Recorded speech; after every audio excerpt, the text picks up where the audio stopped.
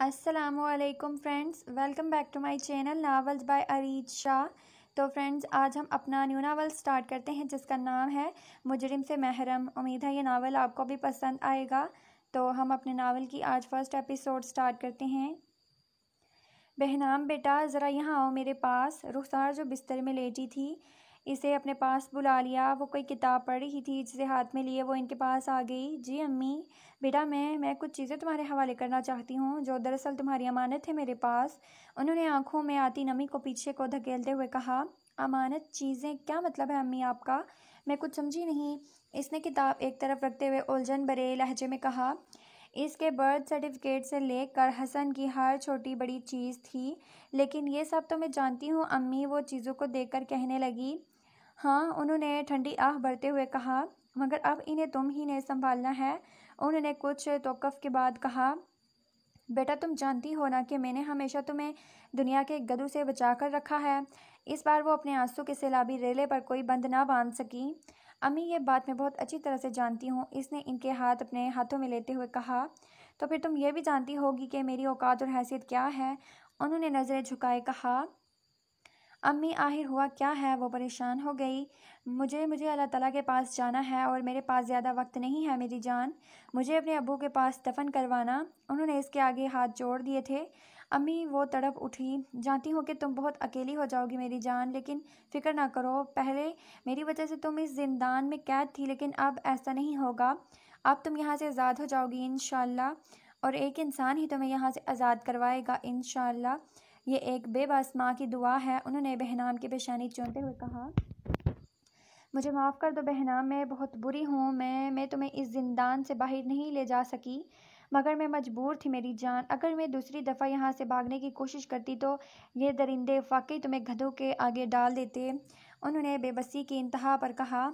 अम्मी, मुझे आपसे कोई शिकायत नहीं है। आपने यहाँ इस तवाइफ खाना में भी मुझे सबकी गंदी और नापाक नज़रों से हमेशा महफूज ही रखा है।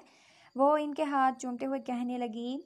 और रुखसार, इन्हें माफ़ी मिल चुकी थी, इसलिए इनकी रूह को सुकून मिल चुका था और अब वो कलमा शहादत अदा कर रही थीं। अम्मी, वो कांप गई, मगर वो क्या कर सकती थी। अरे यार ज़लीक, वाकई अपने पाकिस्तान की तो बात ही अलग है। अरहम ने बिरयानी का चम्मच मुंह में डालते हुए कहा। हाँ यार, यहाँ की लड़कियों से वहाँ की लड़कियों का भला क्या मुकाबला। It's natural beauty. ज़लीक ने आंख मारते हुए कहा। जलील कमीने, मैं अपने शुमाली इलाका जात की बात कर रहा हूँ और तुम। इसने गुस्से से कहा। हाँ हाँ, अच्छा, मैं समझा कि तू लड़कियों को देखकर कह रहा है। इसने बड़ी ढिठाई से कहा। हाँ, वैसे तूने अभी तक किसी पाकिस्तानी लड़की से मिलवाया नहीं। अरहम ने इस बार बात का मज़ा लेते हुए कहा। अभी इतनी भी क्या जल्दी है मेरे यार, पहले तुझे अपना पाकिस्तान घुमाते हैं, फिर लड़कियां ही लड़कियां। जलीक ने एक बार फिर आंख मारते हुए कहा। बस यार, पूरे 1 महीने से तो तू मुझे पाकिस्तान ही घुमा रहा है। बस अब बहुत घूम फिर लिया, सिर्फ 1 महीना रहता है छुट्टियां ख़त्म होने में। अरहम ने नागवारी से कहा। चल फिर आज रात ही अपने जिगर को वहाँ ले जाते हैं, इसने इसके कंधे पर थपकवाते हुए कहा। बहनाम मेरी जान, प्लीज़ कुछ खा लो, देखो वरना रुखसार को तुम्हें इस हालत में देखकर बहुत तकलीफ़ होगी। तारा, जो इसे कुछ खिलाने पर बहुत इसरार कर रही थी, रुखसार की बहुत अच्छी सहेली थी। रुखसार के मरने के बाद बहनाम की हालत बहुत ख़राब हो गई थी। आज रुखसार की मौत को 3 दिन हो चुके थे और बहनाम की हालत अभी तक नहीं संभली थी, मगर इसने खाना खा लिया था। रुखसार की मजबूरी और बेबसी से तारा बहुत अच्छी तरह वाकिफ़ थी। हसन शादी के बाद रुखसार को अपने साथ लेकर तो गए थे, मगर शायद इनकी ज़िंदगी ही कम थी और वो शादी के 4 माह बाद ही इस दुनिया से चले गए थे। रुखसार इस वक्त प्रेग्नेंट थी और इस बात का पता इनकी माँ को नहीं था, मगर बहनाम जब पैदा हुई और अभी वो सिर्फ 1 साल की थी जब तरनम बेगम ने इसे अगवा करवाया। उन्होंने बहनाम को जान से मारने की धमकी दी थी अगर रुखसार ने इनकी बात ना मानी तो। रुखसार के बहुत ज़्यादा मिन्नत समाजत करने पर उन लोगों ने इतना कर दिया था कि अब वो सिर्फ ब्यूटेशन का काम करती, इससे ज़्यादा और कुछ भी नहीं। वो एक बेटी की माँ थी, अगर वो इनकी बात ना मानती तो वो लोग बहनाम के साथ कुछ भी कर सकते थे। और रुखसार इनको इससे ज़्यादा और क्या चाहिए था कि वो और उनकी बेटी एक तवाइफ खाने में रहते हुए भी हौस के मारों की गंदी और नापाक नज़रों से महफूज रहती। बहनाम ने इनकी कोशिशों और अपनी मेहनत से बीए प्राइवेट में कर लिया था। रुखसार ने एक दफ़ा बहनाम को लेकर वहाँ से भागने की कोशिश की थी, जिस पर इन दोनों को बहुत बुरी तरह तशद्दुद का निशाना बनाया गया था, और ये उन लोगों की तरफ से पहली और आखिरी वार्निंग थी। अगली बार किसी भी ऐसी कोशिश पर वो और बहनाम एक दूसरे को ज़िंदगी भर दोबारा ना देख पाती।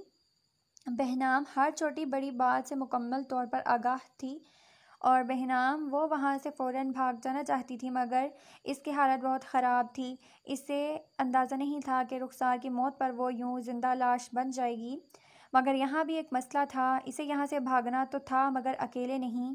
वो अपनी माँ की अकलौती सहेली तारा को भी साथ लेकर जाना चाहती थी। तारा की मजबूरी की भी एक अलग दास्तान थी।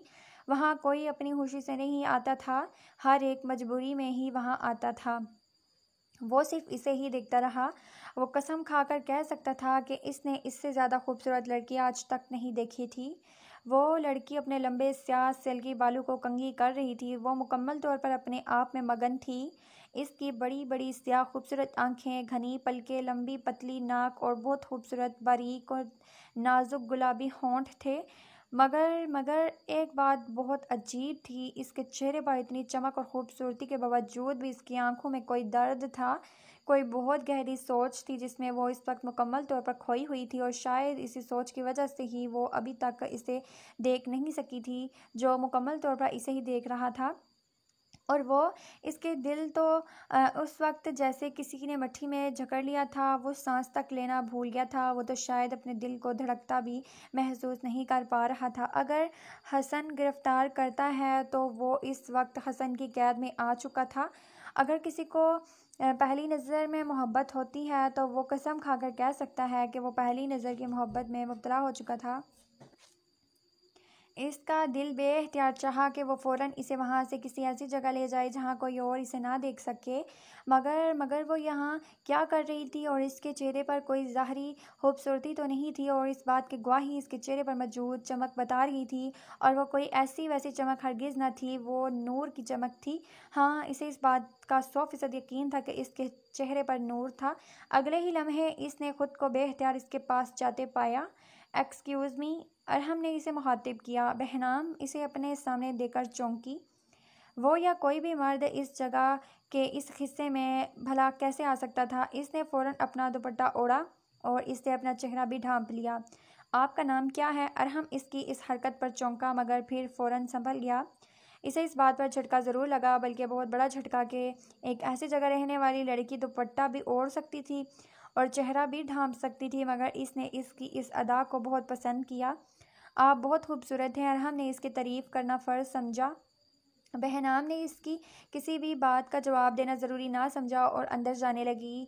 आज रुखसार की मौत को 1 हफ़्ता हो चुका था और आज इसकी तबीयत भी काफ़ी बेहतर हो चुकी थी। आज वो पूरे 1 हफ़्ते बाद अपने कमरे से बाहर निकली थी और वहाँ से हमेशा हमेशा के लिए जाने का सोच रही थी। आप मेरे साथ? अरहम ने बात अधूरी छोड़ दी। वो जो वहाँ से जाने लगी थी एकदम रुक गई। इसे अपने कानों पर यकीन नहीं आ रहा था कि कभी कोई इसके लिए भी ऐसी बात कर सकता था। वो अपने आंसू पी कर रह गई। इसने इसे मुड़कर देखने की गलती नहीं की थी, क्योंकि वो इसकी नज़रें अपनी पीठ पर बखूबी महसूस कर सकती थी और चेहरे पर तो फिर भी। ये इतना नहरा किस लिए दिखा रही हो तुम? अरहम ने इसका हाथ पकड़ लिया। बहनाम का हाथ पकड़ना तो दूर की बात, कभी किसी ने इससे बात करने की भी कोशिश नहीं की थी।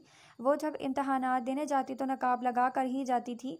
वो अब तक वहाँ इसलिए महफूज थी क्योंकि रुखसार इस पर साये की तरह रहती, और वो कैसा साया थी यह हकीकी मानों में आज इसे मालूम हो रहा था। इसने कुछ भी सोचे समझे बगैर एक ज़ोरदार थप्पड़ इसे झाड़ दिया। अरहम को इसकी तरफ से इस थप्पड़ की हरगिज़ तवक्को नहीं थी। वह बहुत शॉक्ड रह गया। मुझसे दूर रहो, बहनाम ने खूनख्वार नज़रों से कहा। यहाँ की हर लड़की अपनी तरफ आने की दावत देती है और तुम? इसने एक कमीनी मुस्कुराहट के साथ कहा। मैं जाहिलों की बात का जवाब देना ज़रूरी नहीं समझती, इसने खुद पर बमुश्किल जब्त करके कहा।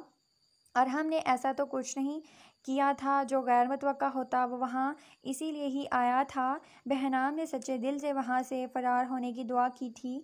इस थप्पड़ का जवाब मैं तुम्हें बहुत खूबसूरत दूंगा। आज की रात तुम मेरे साथ होगी। अरहम ने अपनी हद पार कर दी। इसकी आंखों में देखकर एक खबीसियत मुस्कुराहट के साथ कहा।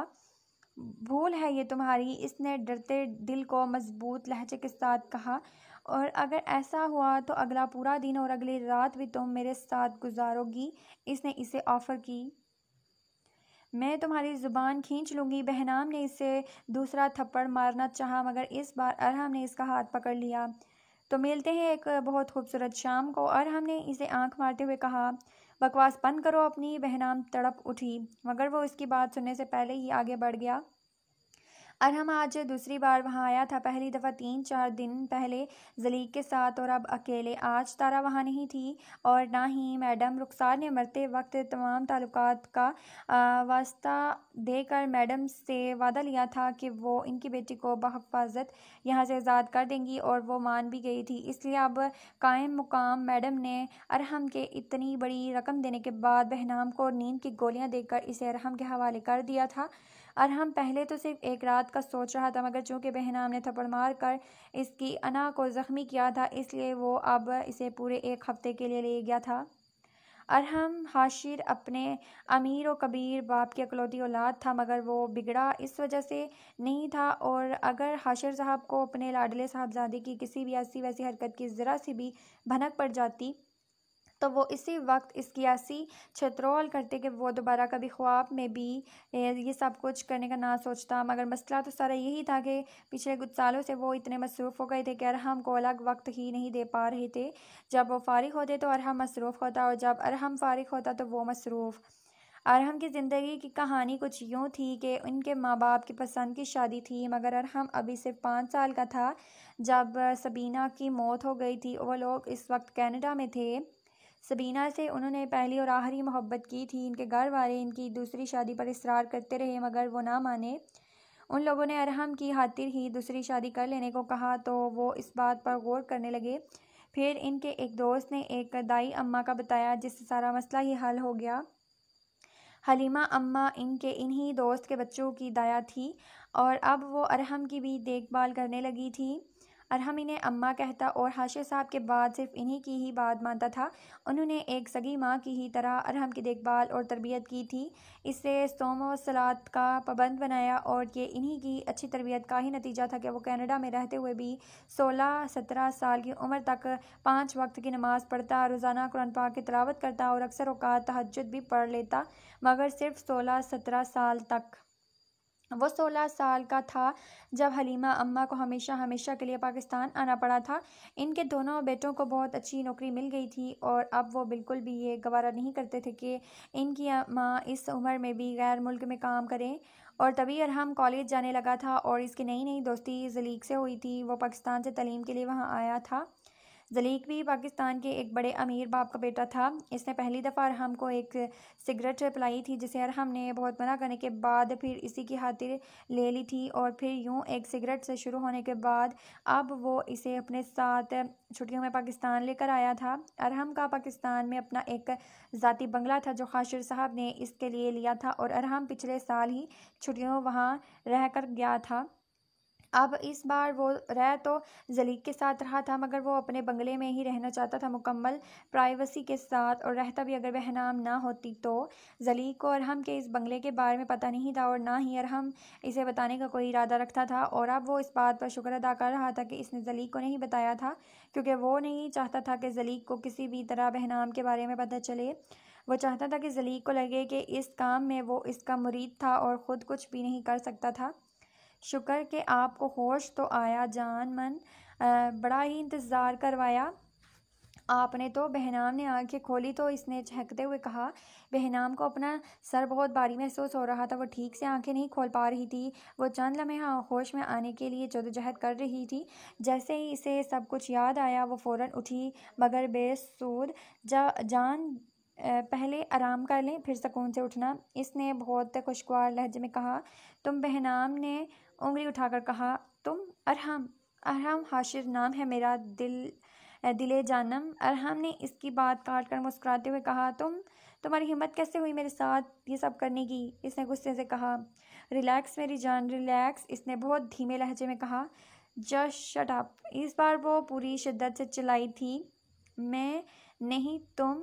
क्या कहा था कि आज रात तुम मेरे साथ? एक ज़ोरदार थप्पड़ ने इसे अपनी बात मुकम्मल करने नहीं दी। तुम्हारी इतनी जुर्रत, अरहम ने जवाब में इसे एक बहुत ज़ोरदार थप्पड़ मारते हुए कहा। बहुत शौक है ना तुम्हें थप्पड़ मारने का, तो ये लो, इसने एक ज़ोरदार थप्पड़ मारते हुए कहा। वो जो पहले ही पूरा एक हफ्ता बीमार रहने के बाद आज कुछ बेहतर हुई थी और अब फिर सारा दिन बेहोश रहने के बाद इतने भारी मर्दाना हाथ के थप्पड़ खाए तो एक बार फिर बेहोश होकर पड़ गई। जहन्नुम में जाओ मेरी बला से, वो गुस्से से कहता कमरे से बाहर निकल गया। अगले रोज़ वो दिन चढ़े वहाँ से चला गया। बहनाम को होश रात को ही आ गया था, मगर वो अरहम के वहाँ से जाने का इंतज़ार करती रही। इतना तो इसे मालूम हो चुका था कि वहाँ गार्ड या नौकर वगैरह कोई नहीं था और वो इसके आने से पहले ही वहाँ से निकल जाना चाहती थी। दिन भर की सर तोड़ कोशिशें करने के बाद आखिरकार वो रात को वहाँ से फरार होने में कामयाब हो गई। वो भागते हुए किसी से टकराई थी। मुझसे भागना इतना आसान नहीं है बहनाम, वो अरहम ही था। बहनाम सांस लेना भूल गई। आखिर ये एक ऐसी मुसीबत थी जिसमें वो फंस गई थी। कहीं से भी फरार का कोई रास्ता नहीं मिल रहा था और जो मिला था वो भी नहीं मिला था। वैसे बहुत अच्छी कोशिश थी, अरहम ने इसका बाजू दबोचते हुए कहा। अब अगर तुमने यहाँ से भागने का सोचा भी तो तुम्हारे साथ वो हाल करूँगा कि तुम खुद से भी नफरत करने लगोगी। पल पल मरोगी, मगर एक ही बार मौत नहीं आएगी तुम्हें, अरहम ने इसे बेड पर फेंकते हुए कहा। तुम फिरौन हो, इसने अपने हाथ के पुश्त से आंसू साफ करते हुए कहा। हाँ मैं हूँ, और कुछ, अरहम ने इसके आंसू को नज़रअंदाज करते हुए बड़ी ढिठाई से कहा। अल्लाह ताला तुमसे हिसाब लेगा। इसकी इस बात पर अरहम के दिल को कुछ हुआ था। कितना जानती हो तुम अल्लाह ताला को, इसने अपने जागते ज़मीर को थपथपाते हुए कहा। तुमसे ज़्यादा, बहनाम ने इसकी आंखों में देखकर कहा। एक तवाइफ का अल्लाह ताला से क्या ताल्लुक़, इसने मजाक उड़ाने वाले अंदाज में कहा। बहनाम ने कोई जवाब ना दिया। वो इसे क्या और कैसे समझाती कि वो एक तवाइफ हरगिज़ नहीं थी, और वैसे भी अल्लाह ताला को कोई तवाइफ नहीं जान सकती क्या, इसने सोचा। वैसे अब तो तुम्हारी हालत बहुत बेहतर है, तो क्यों ना, इसने मायनी हेज़ अंदाज में बात अधूरी छोड़ दी। तुम बहुत ही बेवकूफ़ हो, आहिर तुम्हें मुझ में ऐसा दिखाई ही क्या दिया जो तुमने यूँ इतनी बड़ी रकम इस मैडम को दे दी। जानती भी हो कि अब वो तुम्हें ब्लैकमेल भी कर सकती है। तुम्हें तो चाहिए था कि किसी ऐसी लड़की को साथ लाते जो बहुत खुशी तुम्हारे साथ रहती, इसने पुरसकून लहजे में कहा। बताऊं कि क्या देखा तुम में, अरहम ने इसकी आंखों में देखते हुए कहा। तुम अगर मुझे यहाँ से जाने दो तो मैं वादा करती हूँ कि बहुत जल्द तुम्हारे सारे पैसे लौटा दूंगी। बहनाम ने किस खुशफहमी के तहत कहा था ये वो खुद भी नहीं जानती थी, और रकम का तो इसके फरिश्तों को भी नहीं पता था, और अगर वो जान लेती कि वो कितने लाख दे चुका है तो तुम अगर मेरी बात मानो तो मैं सिर्फ तुम्हें इसकी दुगनी रकम दूंगा जितनी इस मैडम को दी, अरहम ने इसका मजाक उड़ाते हुए कहा। बहनाम ने जवाब में खामोशी अख्तियार की। यार आखिर मसला क्या है तुम्हारे साथ, तुम मेरे साथ क्यों आखिर ऐसा क्यों कर रहे हो। पूरे एक हफ्ते की पेमेंट की है मैंने, इसने बेजारी से कहा। मैं तुम्हारी ये घटिया ख्वाहिश कभी पूरी नहीं करूँगी, समझे तुम, वो चिल्लाई थी। मुझ पर कोई एहसान नहीं कर रही हो तुम, मुफ्त में लेकर नहीं आया मैं तुम्हें, समझे तुम, और सिर्फ आज की रात माफ़ कर रहा हूँ, कल रात मेरे कहने से पहले ही तैयार रहना, वरना मैं ज़बरदस्ती भी कर सकता हूँ, समझी तुम। ये कहकर वो चला गया। खाना खा लो, कल से कुछ नहीं खाया तुमने। थोड़ी ही देर बाद वो हाथ में खाना ले आया। तुम्हारा दिया खाना खाने से बेहतर है कि मैं जहर खा लूँ, इसने नफरत से कहा। अभी इतनी भी क्या जल्दी है मरने की, पहले मेरी कीमत अदा कर लो फिर सुकून और दिन से मरना, इसने बहनाम की ठोड़ी अपने हाथ में जकड़ते हुए कहा। वो आंसू पीकर रह गई। अगले दिन वो सुबह सवेरे ही बाहर चला गया। इसके जाने के बाद बहनाम किचन में गई। खाना रखा था, इसने गर्म करके खा लिया। पेट में कुछ जाने से इसकी हालत बेहतर हुई तो इसने पूरे घर का बहुत अच्छी तरह जायज़ा लिया। घर ज़्यादा बड़ा नहीं था मगर बहुत खूबसूरती से बनाया गया था, लेकिन इस वक्त इसकी हालत बहुत ख़राब लग रही थी। हर तरफ धूल मट्टी थी। बहनाम ने चंद लम्हे सोचने के बाद पूरे घर की सफाई करना शुरू कर दी। 2-2.5 घंटों में सारा घर लॉन समेत चमक रहा था। इसके बाद वह नहाने चली गई, मगर इसके पास सिर्फ एक ही जोड़ा था जो इसने पहन रखा था। इसने दोबारा वही पहन लिया। सफाई के दौरान ही इसने एक कमरे में कुरान पाक रखा देखा था। इसने वज़ू करके कुरान पाक की तिलावत शुरू कर दी। ज़ोहर की नमाज़ पढ़ने के बाद वह दोबारा तिलावत करने लगी। असर के वक्त इसने कुरान पाक रख दिया था। नमाज़ पढ़ने के बाद वह लॉन में आकर टहलने लगी। 2 दिन से दिलो दिमाग पर जो बोझ था अब वो मुकम्मल तौर पर गायब हो चुका था। वो बहुत पुरसकून हो गई थी। मगरिब के वक्त वो अंदर चली गई। नमाज़ पढ़ने के बाद इसने टीवी ऑन कर लिया। इसे बहुत थकावट होने लगी तो इशा पढ़ने के फ़ौरन बाद सो गई। अरहम अभी तक नहीं आया था। रात को वो बहुत देर से आया और फ़ौरन बहनाम के कमरे की तरफ चल पड़ा। वो पुरसकून सो रही थी। बहनाम अरहम ने इसे आवाज़ दी, खाना खा लो। अरहम ने कहा तो वो आंखें मलती हुई उठ बैठी। तुम मेरे करीब भी मत आना। इसे बेड साइड पर बैठे देखकर वो फ़ौरन सिमटी थी। चलो, तुम्हें याद तो होगा कि कल मैंने क्या कहा था। चलो शाबाश, अब तैयार हो जाओ, वैसे भी हर वक्त सोई ही रहती हो। अरहम ने इसे यूं ख्वास बख्ता देखकर मुस्कुराहट दबाए हुए कहा, दूर रहो मुझसे। इसने फ़ौरन बेड से उठते हुए कहा, कहाँ चलें? अरहम ने इसका हाथ पकड़ लिया। हाथ छोड़ो मेरा, बहनाम ने गुस्से से कहा और दूसरे हाथ से अपना हाथ छुड़वाने की भी कोशिश करती रही। अरहम ने इसका दूसरा हाथ भी पकड़ लिया और इसे बेड पर धकेल कर खुद इस पर झुक गया। बहनाम ने फ़ौरन अपनी आंखें मींच ली और गर्दन दूसरी तरफ मोड़ ली। पहले अपनी शक्ल तो दुरुस्त कर लो। मैंने आज तक कभी किसी के साथ ज़बरदस्ती नहीं की और क्योंकि मैंने तुम्हारी पेमेंट की है इसलिए तुम भी अपनी मर्ज़ी से खुशी खुशी मेरे साथ रहो। अरहम ने इसकी बंद आंखों को देखकर नफरत से कहा और फ़ौरन इससे अलग हुआ। मैं तुम्हें ज़िंदगी भर माफ़ नहीं करूँगी। तुमने मेरी रूह को तार तार किया है। तुम जालिम हो, तुम फ़िरौन हो। इसने अपना दुपट्टा ओढ़कर अपने आंसू साफ करते हुए कहा, बाकी सब के साथ तो बखुशी रह लेती होगी तुम, तो फिर मेरे साथ रहने में आखिर क्या मसला है तुम्हें? इसने बेजारी से कहा, बकवास बंद करो अपनी, जालिम इंसान। वो इस पर भूखी शेरनी की तरह छिपटी। अरहम को इसकी इस हरकत पर बहुत गुस्सा आया। इसने एक ज़ोरदार थप्पड़ इसे झाड़ दिया।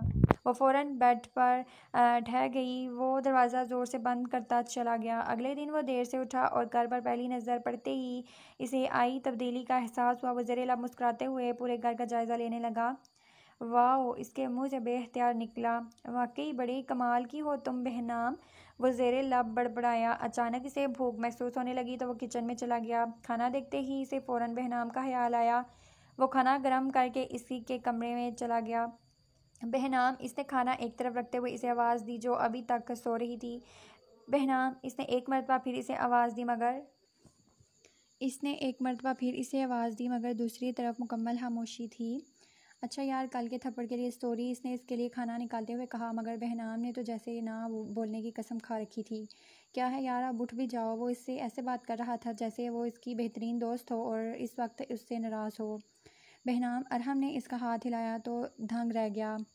ओ माय गॉड, इसने बेख्तियार कहा। इतना तेज़ बुखार? अरहम ने इसका माथा चेक करते हुए कहा। बहनाम प्लीज़ आंखें खोलो, इसने बहुत परेशानी से कहा। तुम मुझसे दूर रहो, इसने बमुश्किल आंखें खोलते हुए कहा। नहीं आ रहा मैं तुम्हारे करीब, तुम तो किसी मुसीबत की तरह हो यार, इसने नागवारी से कहा। खाना क्यों नहीं खाया तुमने? और ये किसने तुमसे कहा कि पूरे घर की सफाई करो? इसने बरहमी का इजहार करते हुए कहा। बहनाम से बात करना मुश्किल हो रहा था इसलिए इसने कोई जवाब ना दिया। अरहम इसकी हालत से बहुत परेशान हो रहा था। वो फ़ौरन कोई टैबलेट लेकर आ गया इसके लिए। प्लीज़ ये टैबलेट ले लो, मगर इससे पहले थोड़ा सा नाश्ता कर लो। वो जल्दी से इसके लिए जूस और स्लाइस ले आया। बहनाम ने इसकी किसी भी बात का कोई जवाब ना दिया। बहनाम प्लीज़ ये ले लो, इसने मिन्नत भरे लहजे में कहा। बहनाम ने बमुश्किल आंखें खोलते हुए थोड़ा सा ले लिया। प्लीज़ ये ख़त्म कर लो, अरहम ने इसके बहुत थोड़ा सा लेने पर कहा। बहनाम ने मायूसी से नफ़ी में सर हिलाया। अच्छा ये टैबलेट ले लो, और इसे टैबलेट और पानी का गिलास पकड़ाते हुए कहा। बहनाम ने खामोशी से ले लिया। अगर किसी और चीज़ की ज़रूरत हो तो मुझे बता देना, अरहम ने इस पर कंबल दुरुस्त करते हुए कहा। वो खामोशी से लेटी रही। बहुत जल्द ही वो गहरी नींद में चली गई। अरहम ने नाश्ता वहीं किया। कुछ देर वो इसके पास बैठा रहा, फिर लाउंज में आकर टीवी देखने लगा। इसका दिल हर चीज़ से बहुत बुरी तरह अचाट होने लगा। वो एक किताब लेकर बहनाम के कमरे में चला गया। वो शाम तक सोती रही। शाम को इसकी आंख खुली तो इसने पानी मांगा। अरहम ने लपा कर इसे पानी दिया। इसने बहनाम का बुखार चेक किया। वो कम होने के बजाय और ज़्यादा हो चुका था। बहनाम प्लीज़, क्या तुम गाड़ी तक चल सकोगी? अरहम ने किसी खुशफहमी के तहत पूछा था, हालांकि वो बखूबी जानता था कि इसकी हालत हरगिज़ ये इजाज़त नहीं देती। बहनाम ने इस पर एक नज़र डालकर कंबल एक तरफ किया और उठने लगी, मगर वो बिस्तर से उठते ही बहुत बुरी तरह चकराई। मगर अरहम इसे बर वक्त थाम न लेता तो वो नीचे गिर चुकी होती। तुम छोड़ो मुझे, इसने चलाने की कोशिश की मगर सिर्फ हल्की आवाज़ में ही कह सकी। वो वॉशरूम की तरफ जाने लगी। अरहम ने इसे दरवाजे तक छोड़ा। वो बाहर निकली तो अरहम ने इसे दोबारा सहारा देना चाहा, मगर इसने इसे बहुत बुरी तरह झटक दिया और दीवार का सहारा लेकर खुद ही बेड तक पहुंची। मैं डॉक्टर को लेने जा रहा हूँ, वो कहकर बाहर जाने लगा। क्या तारुफ करवाओगे मेरा? इसने नफरत से कहा। अरहम के कदम थम गए। वाकई वो क्या तारुफ करवाता? तो फिर तुम खुद ही ठीक हो जाओ, अरहम ने इसी की तरफ पलटते हुए कहा। क्यों? तुम्हें क्यों फ़िक्र हो रही है मेरी? ओह अच्छा, अपने पैसों के ज़ाया होने का दुख हो रहा है ना? इसने गिलास में पानी डाला था मगर दर हकीकत इसने अरहम पर पानी डाला था। अगर मैं हाँ कहूँ तो? अरहम ने इसकी आंखों में देखते हुए कहा। बहनाम ने कोई जवाब ना दिया। वो चुपचाप बिस्तर में लेट गई। अगले 3 दिन वो बीमार रही। वो नींद में होती तो दवाई वगैरह ले लेती वरना इससे बात ही ना करती। अरहम को इसकी बीमारी बहुत बुरी तरह परेशान कर रही थी। इसका बुखार उतरने का नाम नहीं ले रहा था। वो डॉक्टर को ले आया था। आपकी क्या गलती है? डॉक्टर जब आया तो डॉक्टर ने इनसे पूछा कि ये आपकी क्या लगती है? बीवी। इसने एक लम्हा सोचने के बाद कहा, देखें आपकी बीवी की हालत बहुत ख़राब है। वो खुद ही ठीक नहीं होना चाहती। आप इनकी सेहत का बहुत ख़ास ख्याल रखें। डॉक्टर साहब कोई सीरियस बात तो नहीं है ना? इसने बहुत डरते हुए पूछा था। फ़िलहाल तो ज़्यादा सीरियस नहीं है मगर बाद में हो सकती है अगर ये इसी तरह बीमार रही तो। डॉक्टर ने साफ साफ बता दिया था। बहनाम चलो लॉन में चलते हैं। आज इसका बुखार हल्का हुआ तो इसे खाना देने के बाद अरहम ने कहा, देखो प्लीज़ तुम बस एक बार ठीक हो जाओ तो मैं ख़ुद तुम्हें वापस छोड़ आऊँगा। अरहम ने इसे मनाते हुए कहा, वादा? इसने बच्चों की तरह बहुत मासूमियत से पूछा। एकदम पक्का वादा, अरहम ने मुस्कुराते हुए कहा। कुछ देर वो वहाँ बैठे रहे। फिर अरहम ने कहा, प्लीज़ अब थोड़ी देर चल भी लो। वो खामोशी से चलने लगी। अरहम ने चलने में इसकी मदद करना चाही मगर वो खुद ही चलती रही। अब प्लीज़ तुम ज़रा चेंज कर लो, कपड़े तुम्हारे अलमारी में रखे हैं। वो कल ही इसके लिए कुछ जोड़े लेकर आया था। अगले दिन बहनाम की हालत काफ़ी संभल चुकी थी। अरहम किसी काम से बाहर गया था। जब वो वापस आया तो वो लॉन में टहल रही थी। माशाल्लाह भाई, आज तो कमाल हो गया। फिर तो मुझे पहले ही दिन बाहर चले जाना चाहिए था। इसने गाड़ी से निकलते ही मुस्कुराते हुए कहा। बहनाम ने कोई जवाब ना दिया।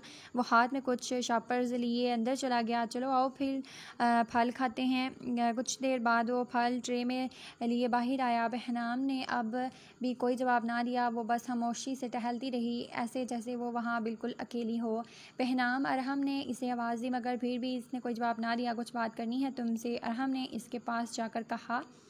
वो चंद लम्हे इसे देखती रही फिर इसके साथ आकर बैठ गई। अरहम के बैठने पर इसने अरहम की तरफ देखा जैसे बात करने का इशारा हो। पहले ये सेब खा लो फिर बात करते हैं। इसने सेब काट कर इसे पकड़ाए। बहनाम ने खामोशी से एक नज़र इस पर डालकर सेब का एक टुकड़ा ले लिया। चंद टुकड़े लेने के बाद उसने अरहम की तरफ ऐसे देखा जैसे बात करने का वाज़िया इशारा हो। मैं निकाह करना चाहता हूँ तुमसे। चंद लम्हे सोचने के बाद इसने बहनाम की आंखों में देखकर कहा। बहनाम के चेहरे पर नागवारी के वाज़िया तासरात थे। मैं अपनी गलती पर बहुत शर्मिंदा हूँ, इसने नज़रें झुकाए कहा। इसलिए कफ़ारा अदा करना चाहता हूँ। कुछ तौक़ुफ़ के बाद इसने ठंडी आह भरते हुए कहा, पैसों से तुम मेरे करीब नहीं आ सके तो अब निकाह को हथियार बनाना चाहते हो? वैसे अब तक और कितनों का कफ़ारा अदा किया है? इसने अरहम की आंखों में देखते हुए हकारत से कहा, अगर तुम निकाह जैसे मुक़द्दस रिश्ते को हथियार बनाना चाहती हो तब भी तुम मेरे करीब नहीं आ सकोगी, ये बात तुम याद रखना। इसने उंगली उठाकर कहा, तैयार हो जाओ, कुछ ही देर में निकाह हुआ और गवाहान आ जाएंगे। अरहम ने इसकी तरफ देखे बगैर कहा। अरहम की इस बात पर तो बहनाम को जैसे सांप सूंघ गया। क्या वो वाकई इसे निकाह करना चाह रहा था? नहीं, बल्कि क्या वाकई वो इसे निकाह कर रहा था? चाहो तो पार्लर से तैयार हो सकती हो, निकाह का जोड़ा तुम्हारे कमरे में रखा है, इसने सेब लेते हुए कहा। और बहनाम वो हैरत से मुंह खोले इसे देख रही थी। कुछ देर बाद पार्लर से 2 लड़कियां इसे तैयार करने के लिए आई थी। ये चांद सी दुल्हन कहाँ से ढूंढी है मेरे लाल ने? हलीमा अम्मा इसके सदके वारे जा रही थी। इसने फ़ोन करके हलीमा अम्मा को बुलाया था। वो इसी शहर में ही रहती थी। वो अपने दोनों बेटों और बहू के साथ आई थी। अब तक निकाह वान वगैरह आ चुके थे और वाहन भी हलीमा अम्मा के बैठे हुए थे। ज़लीक चूँकि अपने घर वालों के साथ किसी दूसरे शहर अपने कुछ रिश्तेदारों की शादी में गया था, इसलिए वो नहीं आ सका था। अरहम ने इसे निकाह से 15-20 मिनट पहले बताया था। बगैरत इंसान कुछ दिन तो सब्र नहीं कर सकता था। ज़लीक ने इसे शानदार गालियों से नवाजते हुए कहा था, बस यार कुछ इमरजेंसी में करना पड़ रहा है सब कुछ, वरना तुम्हारे बगैर कैसे कर सकता हूँ? अरहम ने हंसते हुए कहा था, जैसे अब कर रहे हो, इसने नाराज़गी से कहा। अच्छा यार, जब तुम आओगे तब दोबारा कर लेंगे निकाह, वैसे भी वलीमा तेरे आने पर ही होगा तो रात तक इंतज़ार कर सकता है। इसने फ़ौरन आने का फ़ैसला कर लिया। यार मैं तो तेरे लिए 1 साल तक भी इंतज़ार कर सकता हूँ मगर मेहमान चले जाएंगे और फिर इस तरह इन्हें बहुत बुरा लगेगा। अरहम ने अफसोस से कहा, कैसे मेहमान? यार कुछ रिश्तेदार हैं, फिर उन्होंने जाना भी है अभी। अरहम ने इसे बहनाम के बारे में यही बताया था कि वो इसकी कोई दूर की रिश्तेदार थी जिससे इसे पहली नज़र में मोहब्बत हो गई थी और अब वो इससे निकाह कर रहा था। बल्कि इसने सबको यही बताया था और बहनाम को भी यही कुछ समझा दिया था। चल भी ठीक है यार, जैसे तेरी मर्ज़ी। ज़लीक ने मायूसी से फ़ोन बंद करते हुए कहा। खाने के बाद बाकी लोग चले गए थे। कुछ देर मज़ीद रुकने के बाद हलीमा अम्मा भी चली गई थी। उन्होंने अपनी बहू के साथ मिलकर अरहम का कमरा बहुत अच्छी तरह सजा दिया था। इन्हें रुखसत करने के बाद अरहम नाक करके अंदर आया तो वो रवायती दुल्हनों की तरह बैठी थी, जिस तरह हलीमा अम्मा और उनकी बहू उसे बिठा कर गए थे। बहनाम अरहम ने इसका घूंघट उठाया था। इसने इसे एक नज़र देखना भी गवारा नहीं किया था। वो अभी तक घूंघट में क्यों बैठी थी वो ये नहीं जानती थी, मगर अरहम के घूंघट उठाने पर इसे बहुत तकलीफ़ हुई थी। पहले वो इसे यहाँ लेकर आया था और अब इसकी ज़िंदगी का इतना अहम तरीन फ़ैसला भी इसने कर लिया था। तो अगर बहनाम इससे नफ़रत महसूस ना करती तो क्या करती। इसने कभी अपनी शादी के बारे में नहीं सोचा था और ना ही वो किसी में इंटरेस्टेड थी, मगर फिर भी ये इसकी ज़िंदगी का अहम तरीन फ़ैसला था और भला कोई और कैसे इस पर अपनी मर्ज़ी मुसल्लत कर सकता था। अरहम ने इसका हाथ अपने हाथों में ले लिया।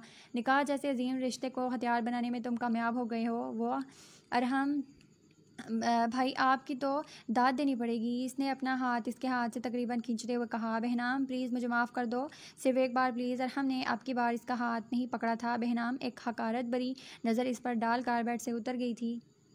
वो चेंज करने के लिए जाने लगी, मगर वॉशरूम के दरवाजे पर रुक कर इसकी तरफ मुड़े बगैर कहा, तुमने मेरी रूह को तार तार किया है अरहम हाशिर, और अब तुम चाहते हो कि मैं अपनी ज़ख्मी और लहू लहान रूह के साथ तुम्हारे साथ एक नई ज़िंदगी शुरू करूं।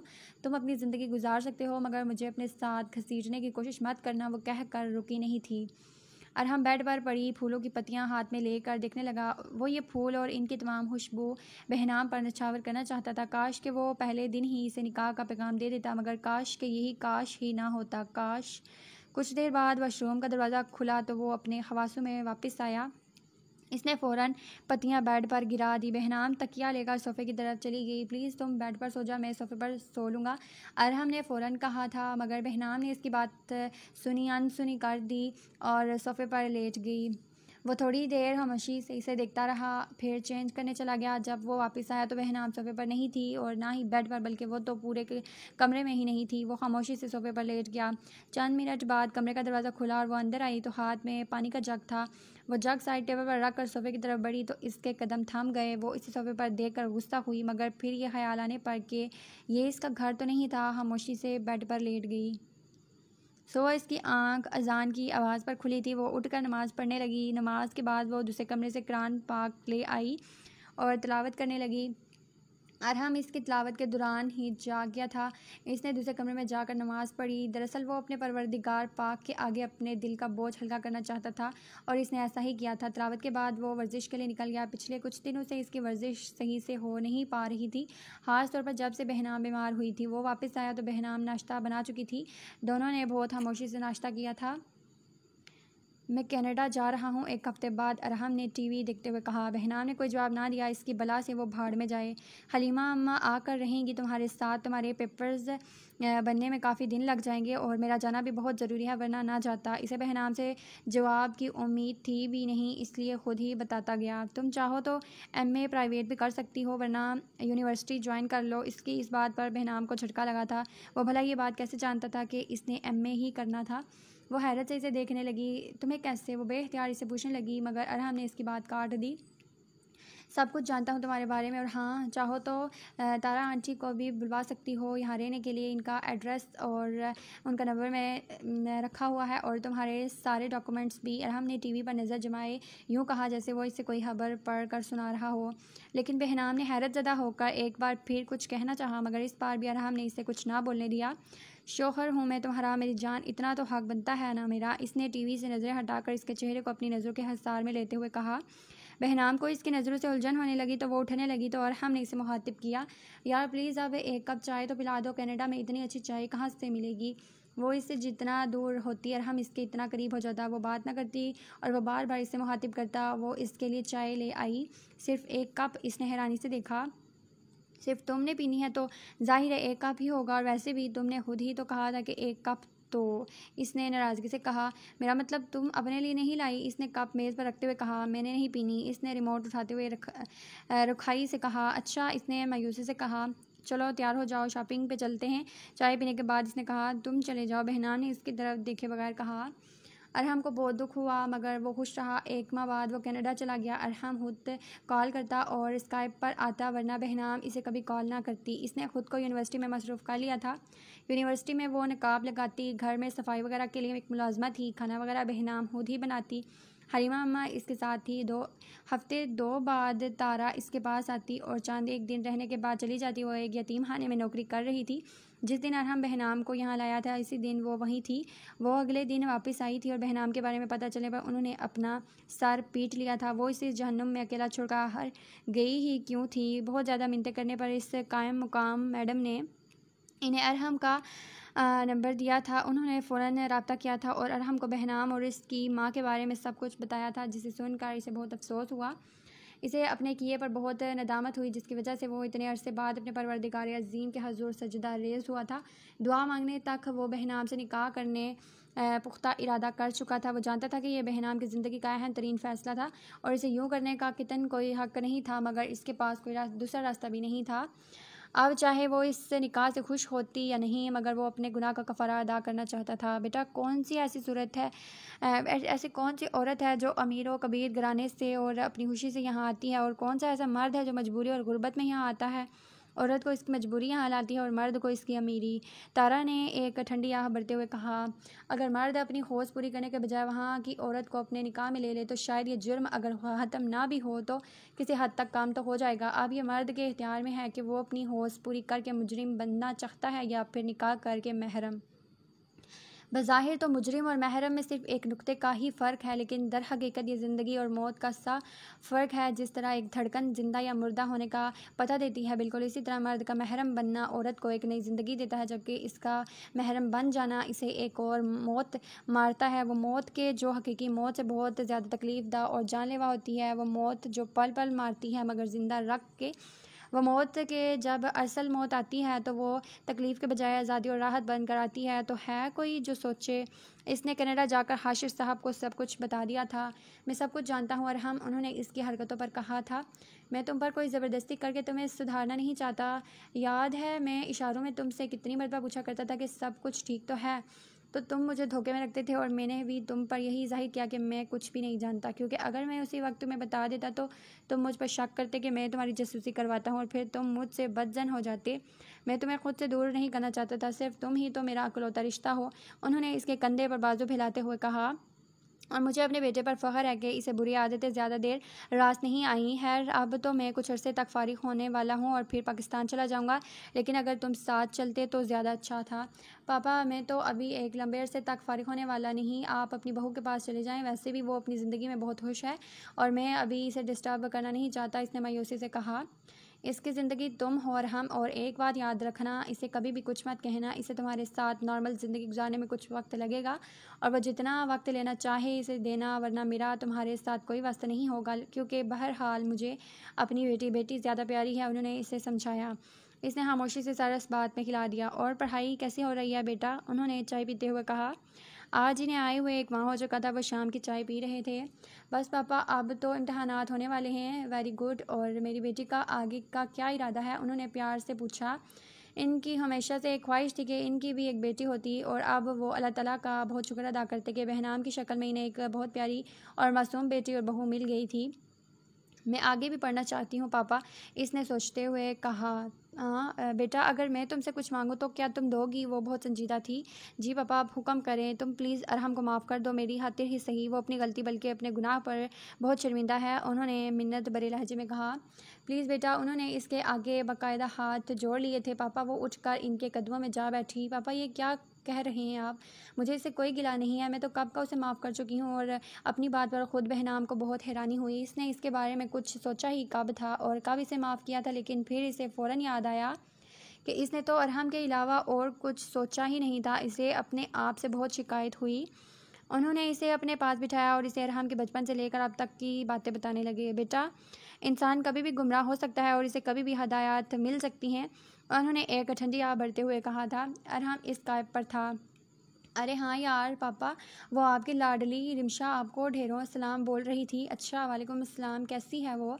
एकदम परफेक्ट। कह रही थी कि इस बार मेरे साथ पाकिस्तान चलेगी, घूम फिर भी लेगी और छुट्टियां भी इंजॉय कर लेगी। इसने कॉफ़ी का सूप लेते हुए कहा। और वो फ़रीहा भी आपको सलाम कह रही थी। इसने एक और बार सूप लेते हुए कहा, वालेकुम अस्सलाम। उन्होंने मुस्कुराते हुए कहा, कह दिया अंकल ने अच्छा नहीं किया, वहाँ जाकर तो मुझे भूल ही गए हैं। वो शुरू हो चुका था। हाशिर साहब ने इसे आंखों के इशारे से वार्न किया, मगर वो सिर्फ बहनाम को देख रहा था और कहा कि कल तक तो अंकल मुझे अपनी बेटी कहते थे और भला कोई अपनी बेटी को भूल सकता है क्या? ये देखें हमारी तस्वीर। वो इन्हें तस्वीर दिखाने लगा जिनमें फ़रीहा ने कहीं इसका बाजू पकड़ रखा था और कहीं इसके कंधे पर हाथ रखा हुआ था। बहनाम की आंखों में कुछ चुभा था, मगर वह ज़ब्त कर गई। इसने खुद ही तो अरहम को अपनी ज़िंदगी गुजारने का कहा था, और अगर अब वो गुजार रहा है तो फिर इससे क्या मसला था? यार पापा, मैं सोच रहा हूँ कि फ़रीहा से शादी कर लूँ, और वरना रिमशा से करनी पड़ेगी। और वो मारिया भी तो अभी तक पीछे पड़ी हुई है, और वैसे भी आपकी बहू ओ सॉरी, मेरा मतलब है कि बेटी तो अपनी ज़िंदगी में बहुत खुश है, तो मैं अब वहाँ ना आने का सोच रहा हूँ। सब अपनी अपनी ज़िंदगी में खुश। इसकी बात मुकम्मल करने पर बहनाम ने बेख्तियार स्क्रीन को देखा तो अरहम ने इससे आंख मारी। इसने फ़ौरन हाशिर साहब को देखा। शुक्र कि वो अपने मोबाइल में मसरूफ़ थे और उन्होंने अरहम की ये हरकत नहीं देखी थी। क्यों बहनाम साहिबा, सही कह रहा हूँ ना? इसने मुस्कुराते हुए आम अंदाज में पूछा था, मगर बहनाम को वो वाज़िया तंज लगा था। हाँ, तो क्या बकवास कर रहे थे तुम? वो इसे देख नहीं मगर सुन तो रहे थे, बस यही अपनी शादी की बात। इसने अभी भी बहनाम को देखते हुए कहा, पापा मैं आपके लिए चाय ले लाती हूँ। वो फ़ौरन उठ गई। बगैरत इंसान, रुला दिया ना मेरी बेटी को। उन्होंने इसे डांटना और फिर बहनाम को बुलाने लगे। फिर इसने कोई जवाब ना दिया। अच्छा है ना, हम भी तो देखें कि वो हमारे लिए कितना जेलस होती है औरों से। इसने इन्हें आंख मारी। बेशरम इंसान, उन्होंने प्यार से इसे डांटा।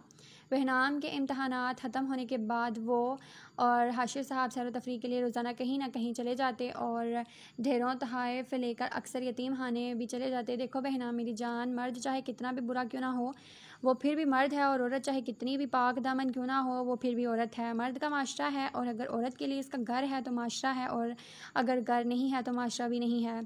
मर्द अगर अपनी औरत से मोहब्बत करता है तो ये कोई मामूली बात नहीं, और अगर औरत अपने मर्द के अलावा किसी और की तरफ दिखती है तो ये कोई छोटा गुनाह नहीं है। वो औरत बहुत खुश नसीब होती है जो अपने मर्द की मोहब्बत हो, और इसने ज़्यादा खुशकिस्मती की बात इस मोहब्बत को बरकरार रखना होता है। मर्द की फितरत में है कि वो कभी एक चीज़ पर कायम नहीं रहता, और औरत की फितरत है कि वो एक शय के अलावा किसी दूसरी तरफ नहीं जा सकती। अगर मर्द को इसकी औरत मोहब्बत के बदले मोहब्बत ना दे तो ये इसकी अना का मसला बन जाता है, और अगर मर्द औरत को इसकी मोहब्बत का बदला ना दे तो ये इसके लिए रोक बन जाता है। एक घर, एक मिसाली घर और ख़ानदान तभी बनता है जब मर्द और औरत दोनों एक दूसरे की मोहब्बत का ख्याल रखें, एक दूसरे की कदर करें, एक दूसरे को इसके होने का एहसास दिलाएं। वरना तो चार चार बच्चे होने के बाद भी दोनों में अंडरस्टैंडिंग नहीं हो पाती। निकाह बहुत ही मुक़द्दस रिश्ता है मेरी जान, मगर इसको हर कोई मुक़द्दस नहीं जान सकता, और जो जाते हैं इनकी आपस में मोहब्बत यकीनी है, और जो इसको सिर्फ दो बोल का रिश्ता समझते हैं वो कभी मोहब्बत तक नहीं जा पाते। तारा ने इसे अपने पास बिठाकर बहुत प्यार से समझाया। बहनाम ने भी तो इसे सिर्फ दो बोल का ही रिश्ता समझा था। ये जानने के बावजूद कि वो एक दूसरे का लिबास हैं, इससे दूर रही थी और अब भी रह रही थी।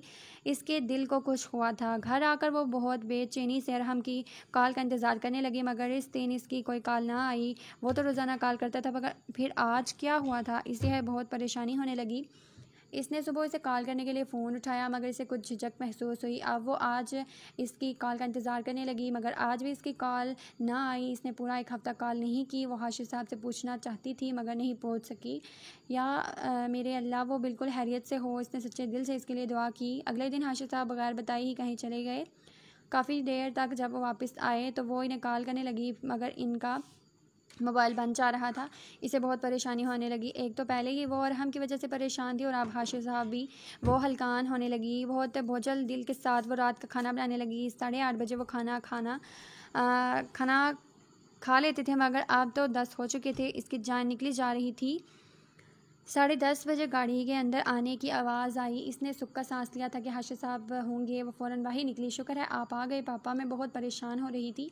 इसने निकलते ही एक सांस में कहा था, मगर वो अगला सांस नहीं ले सकी। बेटा हम लोग तुम्हें सरप्राइज़ देना चाहते थे। मैंने इसे बहुत कहा कि कॉल तो कर लो कम अज़ कम, मगर इस बदतमीज़ ने कहा कि कुछ दिन तुम्हें तंग करना है, इसका हक़ है, और आज मुझे भी कॉल नहीं करने दी। उन्होंने बहुत प्यार से इसके सर पर हाथ रखते हुए कहा, अस्सलाम वालेकुम। बहनाम ने नज़र झुकाई इसे सलाम किया। वालेकुम अस्सलाम। इसने बहनाम के चेहरे को अपनी नज़रों के हिसार में लेते हुए कहा, चलो भाई अब तुम फ्रेश होकर आ जाओ, खाना हम लोग तुम्हें कुछ दे देंगे, आखिर को तुम हमारे मेहमान जो ठहरे। उन्होंने इसका कंधा थपथपाते हुए कहा, मेहमान? वो सदमे से तकरीबन चिल्लाया था। हाँ, उन्होंने सादगी से कंधे झुकाए। पापा मैं खाना लगाती हूँ, वो ये कह कर जाने लगी तो उन्होंने, रुको बेटा, पहले इस मेहमान को कमरा दिखा दो वरना ये बेचारा पता नहीं कहाँ चला जाएगा। उन्होंने मुस्कुराते हुए कहा, मैं फ़्रेश होकर आता हूँ। ये कहकर वो अपने कमरे में चला गया। क्या मैं आपके कमरे में जा सकता हूँ? इसने बहुत मासूमियत से कहा। इसने नज़रें झुकाए सर इस बात में हिलाया। वो इससे 7 समुंदर दूर तो था, यूं इसके पास आया तो इसे अपने दिल पर काबू ना रहा। इसे लगा कोई इसके दिल की चोरी पकड़ लेगा। वह सबसे अलग होना चाहती थी, इसलिए वो अपने कमरे में जाने के बजाय किचन में चली गई और हम कमरे में इसका इंतज़ार करता रहा। वो ना आई तो वो 4 खाने की मेज़ पर आ गया। तो लो भाई हमारे मेहमान साहब, देख लो हम तो रोज़ाना के खाने में इतना अच्छा और मज़ेदार खाना खाते हैं, वरना हम मेहमानों की बहुत खातिर तवज़्ज़ो वाले लोग हैं, आखिर को हम पाकिस्तानी जो ठहरे। उन्होंने मुस्कुराते हुए कहा। वो और अरहम हल्की फुल्की गुफ्तगू करते रहे। बहनाम हाशिर साहब की बातों का हाँ हूँ में जवाब दे देती, वरना वह ज़्यादातर खामोशी रही। खाने के बाद कुछ देर मज़ीद वो यूं ही बातें करते रहे। फिर दूध पीकर वो सोने के लिए चले गए और हम भी दूध पीने के बाद अपने कमरे में चला गया। वो किचन में काम समेटती रही। वो जानबूझकर सुस्त रवि से काम करती रही। वो चाहती थी कि अरहम के सो जाने के बाद ही कमरे में जाए। काफ़ी देर बाद वो कमरे में आई तो वहाँ मुकम्मल अंधेरा था जो अरहम के सोने का बता रहा था। इसने सुक्का सांस लिया और अपनी साइड पर लेट गई। अभी तक नाराज़ हो मुझसे, अरहम ने इसका हाथ पकड़ कर कहा। वो सांस लेना भूल गई। क्या तुम मुझे सिर्फ एक मौका दे सकती हो अपनी गलती सुधारने का? अरहम ने इसका हाथ अपने सीने पर रखते हुए कहा। इसे लगा सांस के साथ साथ इसका दिल भी धड़कना छोड़ देगा, मगर ये क्या, इसका दिल तो ज़ोर ज़ोर से धड़कने लगा था। अगर तुम मेरे यहाँ आने पर खफा हो तो मैं वापस चला जाता हूँ, कल पहली ही फ़्लाइट है। इसने बहुत मायूसी से कहा। ऐसा कब कहा मैंने? और तुमने इतने दिन कॉल क्यों नहीं की? हाँ, जानते भी हो इतने दिन कितने खदशात के साथ गुजरे हैं मैंने। अगर इसी डर और तड़प में मर जाती तो, लेकिन तुम्हें क्या परवाह थी मेरी? जाकर करो तुम अपनी दूसरी, तीसरी और चौथी शादी बेख्तियार शिकवे के साथ। इसने अपना हाथ अरहम के हाथ से खींचना चाहा, मगर मुकाबिल की गिरफ्त बहुत मजबूत थी। अरहम के लबों पर एक दिलकश मुस्कुराहट बिखर गई। मुझे लगा तुम्हें कोई फ़र्क नहीं पड़ेगा, और हाँ, दूसरी, तीसरी और चौथी मैं अपनी पहली से ही करना चाहूँगा। इसने बहनाम का हाथ चूम कर अपनी आंखों में लगाते हुए कहा। वो शर्मिंदा हो गई। इसे अपने बेहतियात दिल पर बहुत गुस्सा आया, मगर फिर फ़ख्र महसूस हुआ कि इसका महरम सिर्फ इसी का ही है। क्या तुमने मुझे माफ़ कर दिया है? अरहम ने बहुत दर्द देते हुए पूछा। हाँ, बहनाम ने अरहम के सीने पर अपना सर रखते हुए सरगोशी की। अरहम ने इसे अपनी मजबूत बाहों के हिसार में ले लिया।